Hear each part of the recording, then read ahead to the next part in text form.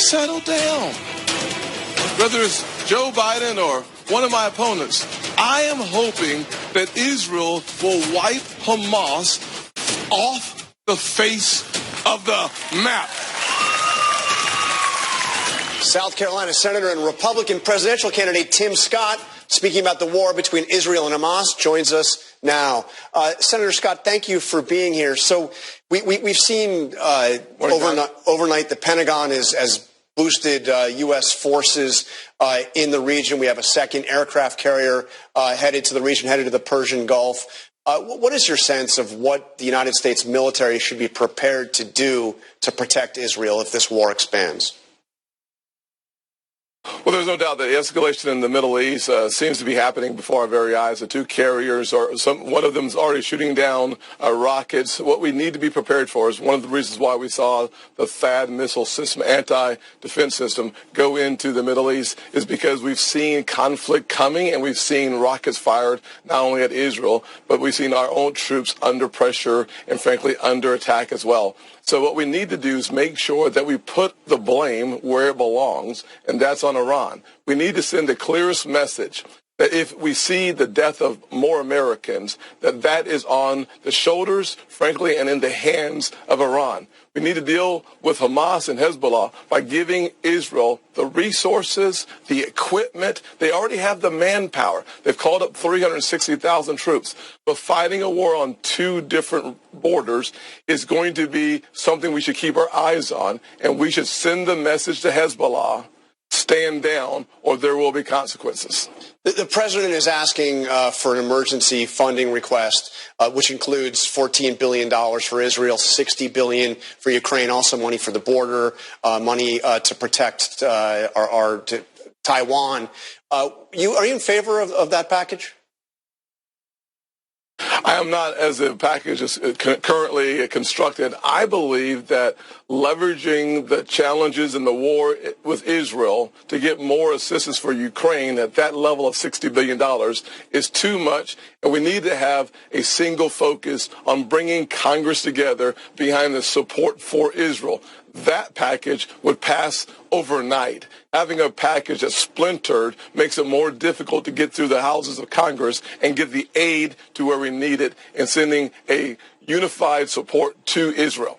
But you support aid to Ukraine. You support aid to Israel. If these come together, if that's the way this bill comes up, you're not going to vote against it, are you?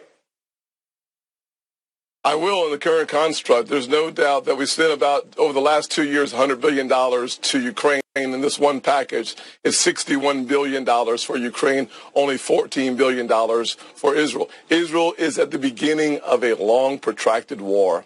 I think we are much better off, better served as a nation, focusing our resources and our attention immediately on Israel and continuing to provide the kind of level of accountability and responsibility the American people want to see as it relates to the resources for Ukraine.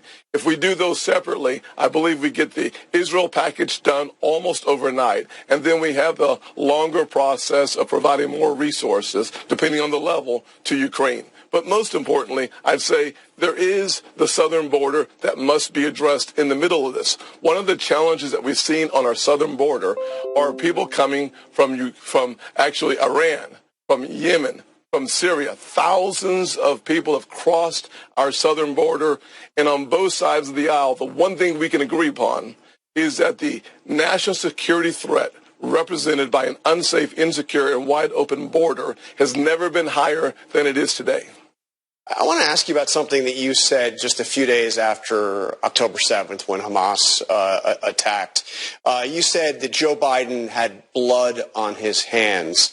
That didn't really sound like the Tim Scott that I know, the hopeful, optimistic campaign you talked about running.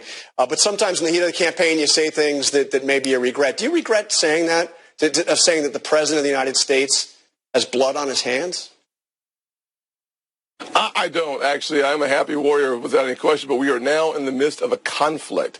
And so the warrior in me requires responsibility to start at the top. When you think about the fact that the weakness of Joe Biden attracts conflict around this world, and frankly, the negotiations with Iran is what specifically I was talking about. $6 billion for hostages only creates a bigger market for Americans abroad. But Senator, if I can just... John, let me finish. Okay. That money, let me finish, John. Look, that money, we know Hamas's first thank you was to Iran. 90% of their money comes from Iran. We put those pieces of the puzzle together. That's why this administration froze those dollars just last week. But I mean, I'm glad you mentioned they froze the money, because none of that money has gone to Iran. None of it. And you said that he has blood on his hands. I mean, with all due respect, that the blood is on the hands of Hamas. And to say that Joe Biden is complicit, which you also said, in the greatest, deadliest attack on the Jewish people since the Holocaust, I mean, that's beyond the pale, isn't it? I mean, John, you don't really right think back to where we find ourselves.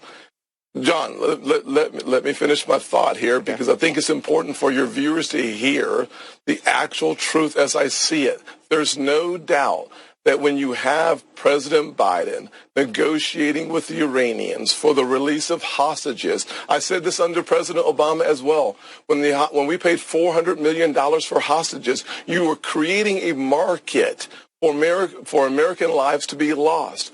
When you pay $6 billion, do not be surprised when the result of that $6 billion leads to more conflict in the Middle East, and we've seen more than 30 Americans lose their lives. I'm saying with great clarity that weakness from the American president, plus the negotiations leading to terrorist attacks by negotiating with the #1 state sponsor of terrorism in the world, yes, it creates complicity. Okay, but I think we can agree that the blood is on the hands of Hamas. That's who is to blame. We can agree that, no doubt, the person who pulls the trigger is primarily responsible, but that does not release the president of our country as being complicit and responsible in what we're seeing unfold in part. Okay, Senator.